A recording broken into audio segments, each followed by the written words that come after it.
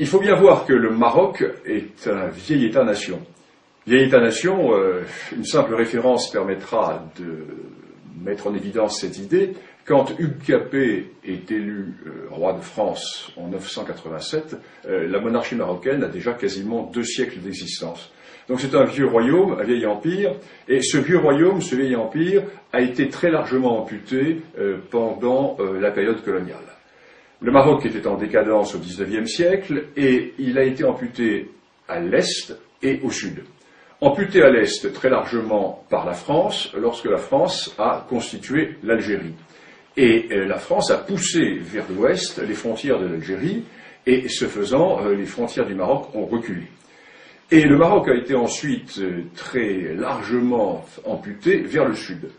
C'est ainsi que les Espagnols, en s'installant dans ce qui deviendra le Sahara occidental, ont complètement coupé le Maroc de ses vieilles racines, de ses grands axes nord-sud qui reliaient le cœur du Maroc à la vallée du fleuve Sénégal et jusqu'à la boucle du Niger. En d'autres termes, les racines africaines, d'où sont sorties de très nombreuses dynasties marocaines, ont été coupées à la suite de cette occupation espagnole. Et lorsque l'indépendance du Maroc a été reconnue par la France et par l'Espagne, en 1956, le Maroc s'est retrouvé dans ses frontières coloniales. Un contentieux a éclaté avec l'Algérie, car il faut bien voir que toute une partie de l'Est marocain de l'Est marocain était rattachée à l'Algérie, et jusqu'à la région de Colombéchar. Colombéchar est une localité qui était historiquement marocaine. De même Tindouf. Et restait au Maroc à récupérer toute la partie sud qui était territoire espagnol, Sahara occidental. Les Espagnols hésitaient à donner l'indépendance à la région, et les Espagnols ont traîné les pieds. Ce qui fait que le roi du Maroc, Hassan II, s'est tourné vers la Cour internationale de justice et a posé la question suivante, quels étaient les droits historiques du Maroc dans ce Sahara occidental? En effet, les Espagnols voulaient créer la fiction d'une entité sahraoui de façon à créer au sud du Maroc un État totalement artificiel, mais qui, pour survivre, devrait se tourner vers Madrid.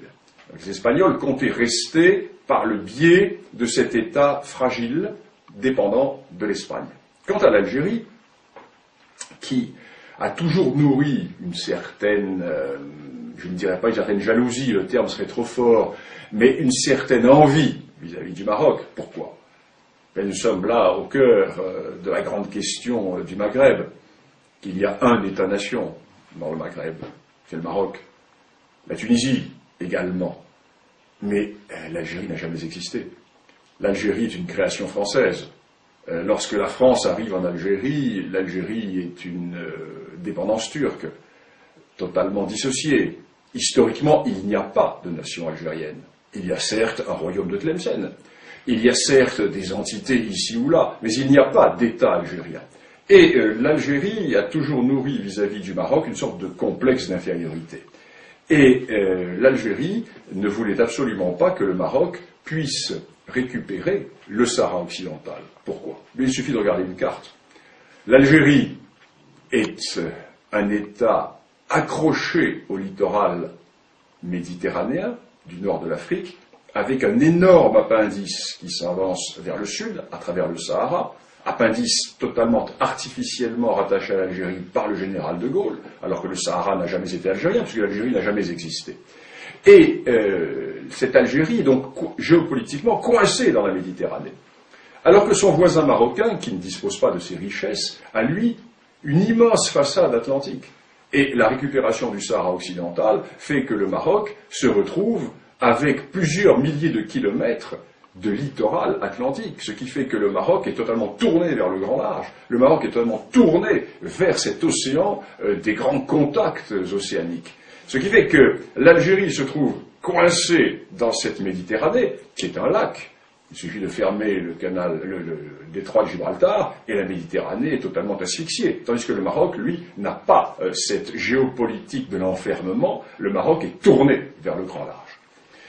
Donc, l'Algérie va soutenir la position espagnole, qui est de créer une entité artificielle, un État artificiel sahraoui, qui permettrait à la fois à l'Algérie d'avoir une sorte de débouché vers l'Atlantique, et qui permettrait au Maroc à l'Espagne, de maintenir une certaine position dans la région.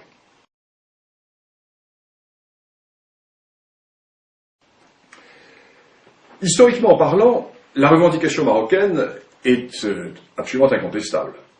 Elle est incontestable pourquoi? Parce que 5 des dynasties marocaines sont sorties du Sahara occidental ou du Grand Sud saharien. C'est un premier élément. La première de ces dynasties, c'est celle des Almohavides.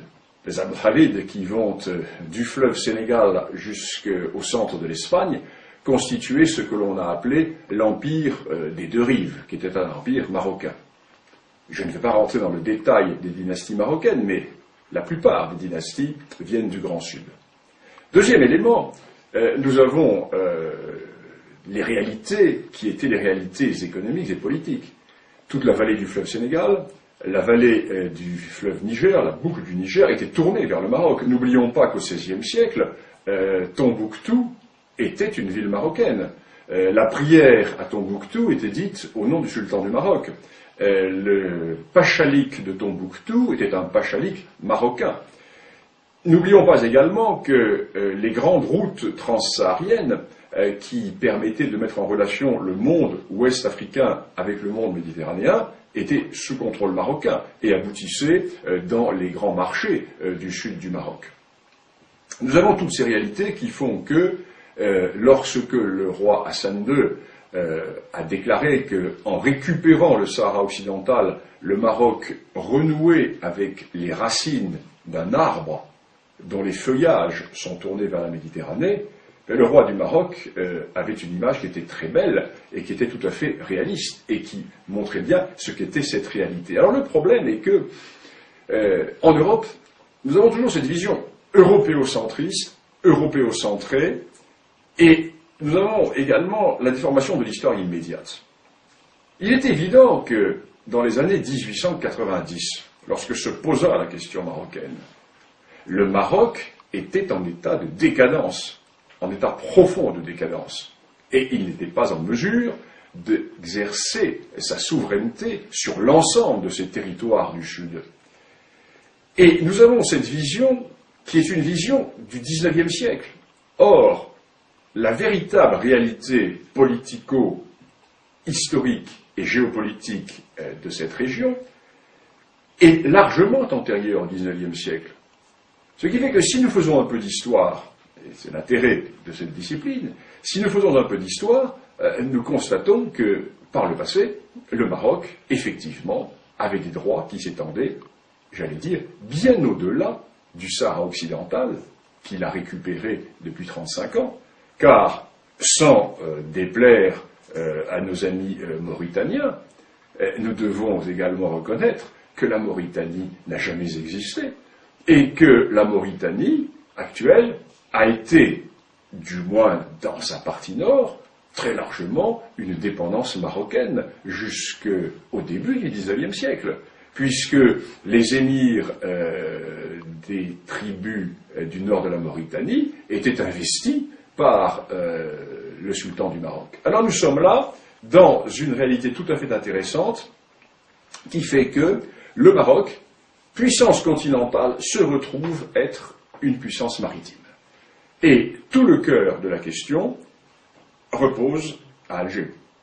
Car il n'y a de question du Sahara occidental que parce que l'Algérie n'accepte pas, elle n'ose pas le dire ouvertement, tout simplement parce que l'Algérie n'accepte pas de voir que son voisin occidental, que son voisin marocain, se retrouve doté d'atouts géopolitiques considérables qui vont faire, dans le siècle à venir, le Maroc va avoir un rôle tout à fait déterminant dans la géopolitique de cette partie de l'Afrique, alors que l'Algérie, en dépit de ses richesses découvertes par la France au Sahara, n'est qu'un État enclavé dans cette Méditerranée qui n'est qu'une sorte de grand lac Léman par rapport à cet océan Atlantique qui est la mer de contact avec tous les océans du monde.